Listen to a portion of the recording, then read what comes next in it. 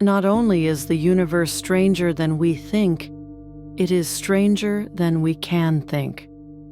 Werner Heisenberg. Chokhmah is not merely an emanation. It is a world, a whole realm, vibrating on a different frequency. Let us imagine what it might look and feel like. This world is unlike our own. It vibrates on another plane. Here, bodies do not move. Meaning does. A landscape of sound and light. Crystals float in the air. Rivers flow not through the earth, but between sensations. The sky is not above your head. It is within you. The terrain of this world is not made of objects, but of vibrations. Light here is not a reflection.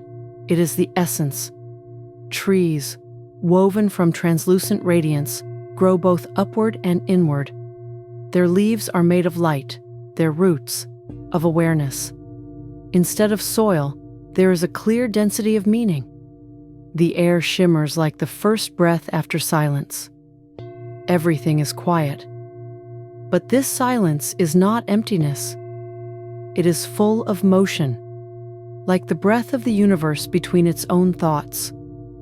And the inhabitants of this world, they are not beings as we know them, but awarenesses, currents of intuitive meaning. You cannot walk into Chokhmah. You do not enter it with the body. You enter it through a state. The moment the mind recedes and only presence remains, ready to receive the light, not as knowledge, but as remembering. Outwardly, the entrance to Chokhmah may appear as a gate of light woven from sound, or a clear circle hanging in the air, like a drop about to dissolve into the sky, as if reality itself has folded inward and invites you to step through. This entrance appears when you become silence. It has no door. The way in is not in space. It is in the moment between two thoughts. When intuition sparks before logic, a crack in ordinary perception, where Chokhmah reveals itself as a flash of meaning. You feel it when you gaze into fire and suddenly understand something that no language has ever spoken. When an idea arrives, not through logic, but through the body, like a current passing through you. That is Chokhmah, living intelligence without form. A pure yes whispered to existence before any why could arise. Two-part. We are used to thinking of light as something that illuminates objects. It helps us see, distinguish, orient ourselves. It turns on with a switch. It comes from a lamp, the sun, or fire. That is reflected light, the kind that needs a surface to be seen. But the light we speak of is different. It is not merely a physical phenomenon. It is the substance of being, a light from which form unfolds, a light that cannot be directed, but can be felt. It doesn't illuminate objects. It reveals essence. Material light moves in straight lines. It is measurable. It obeys laws. The light of Chokhmah is non-linear. It arrives in silence, before thought, and it is not seen with the eyes. It is known from within. Physical light makes the world visible. The light of Chokhmah makes the world alive. Ordinary light is external. The light of Chokhmah is internal. It needs no source, for it is the source. Ordinary light can be blocked. Chokhmah's light never leaves. It waits for the moment you stop looking and begin to truly see. One light reveals form, the other awakens essence. Chokhmah is light before logic, a light that has not yet become knowledge, a word unspoken, but already vibrating in the deep. You cannot grasp it with the mind, for it is not form. It is a touch, a spark, a flash, a sudden knowing, an intuition not born in thought, but remembered from soul-deep memory. You cannot hold this light, but it can reshape your reality. One glance inward, and you are no longer the same. You cannot explain what you now know, but you know it. You know. This is the light without demand. It does not push. It offers. It does not shout. It calls in silence. You may pass by. You may not notice. But if you pause, everything will change. Part 3. When you are not you, but a guide. The light of Chokhmah does not ask permission. It doesn't come when you're ready. It comes when you're empty. It doesn't demand effort, but it does require openness. You cannot force it to appear, but you can dissolve as form, and it will pass through you. When you stop being the center, you become a gate. When you stop controlling the flow awakens on its own. You don't become a channel. You disappear for a moment as will. You don't vanish as a body. You vanish as intention. And in that moment, something unseen begins to happen. Words stop describing and begin unfolding on their own. Gestures carry rhythms you didn't invent. Your gaze becomes directed, though you never knew where to look. This state is known to artists, poets, lovers, shamans, when you are no longer acting, but are the action. When you're not expressing, but are being expressed. When you are not carrying meaning, but become a vessel for its birth. The light of Chokhmah doesn't pass through form, it transmutes it. And if you've allowed yourself to dissolve, it will gather you again. Not as a better version, but as something other. You do not acquire knowledge, you become its embodiment. It is no longer you making decisions.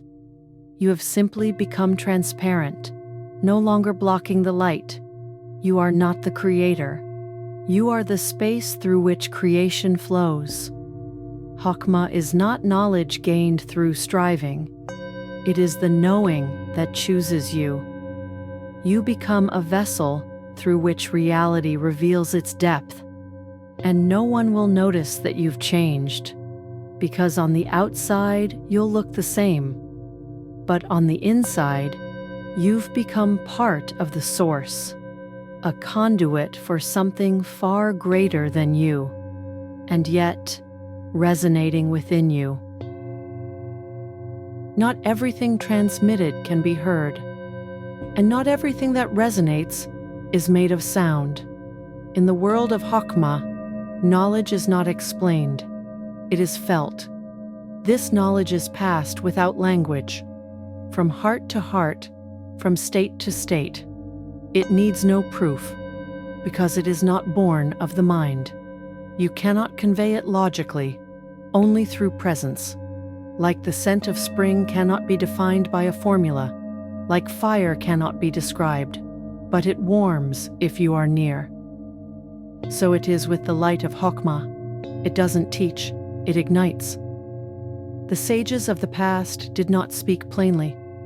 They left behind images, myths, symbols. Because true wisdom does not require proof, it is recognized from within as something deeply familiar.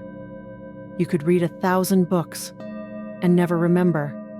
But one meeting, one gaze, one moment in the presence of someone who carries that light, and suddenly you know.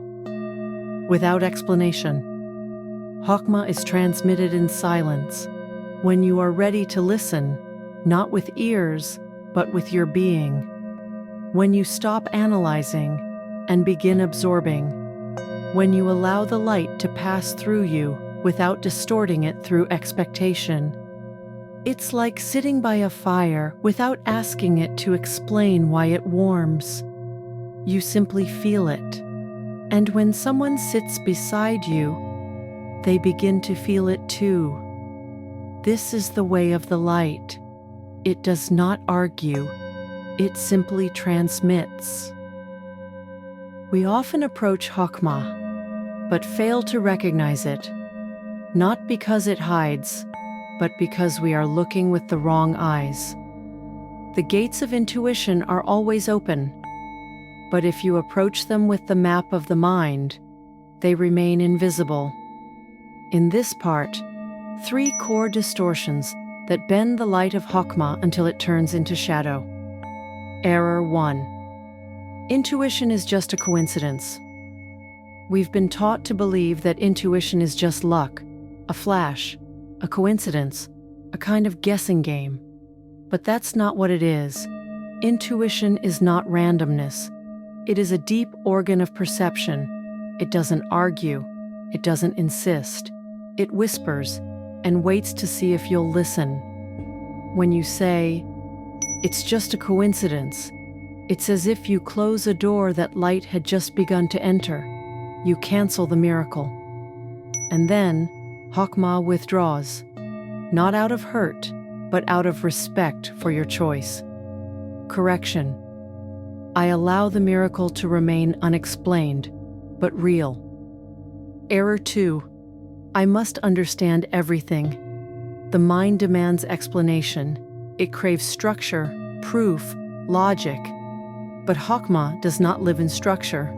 It lives in clarity, without form. When you tell yourself, "I won't understand it unless I break it down," you enter a library where all the books are sealed. Because the light of Chokhmah is not explained, it permeates. Sometimes, understanding comes later, like an echo, long after you've passed through. But if you wait for full explanation before stepping forward, you'll remain still. Correction. I move forward even if I don't know everything, because I feel the truth. Error 3. If I can't explain it, it's not real. This is the greatest distortion of the age of logic. We were taught to believe that only what can be measured exists, that feelings are not proof, that inner knowing is not an argument. But Chokhmah arrives wordlessly. It needs no proof, because it is true by presence. You just know, and that is enough. And that knowing does not come from the mind. It comes from within your bones, from the depth of your body, from the space where truth is not explained, but experienced. Correction. I trust what cannot be measured, but can be felt. Each of these distortions is like dust on a mirror. They don't destroy the reflection, but they prevent you from seeing it. The path to Chokhmah is not about gathering more knowledge. It's about clearing the lens. Chokhmah does not ask for proof. It asks for presence. The practice of Chokhmah's gate. A subtle ritual or anchoring phrase to return yourself to the state of frequency-based perception. Gentle awareness instead of control.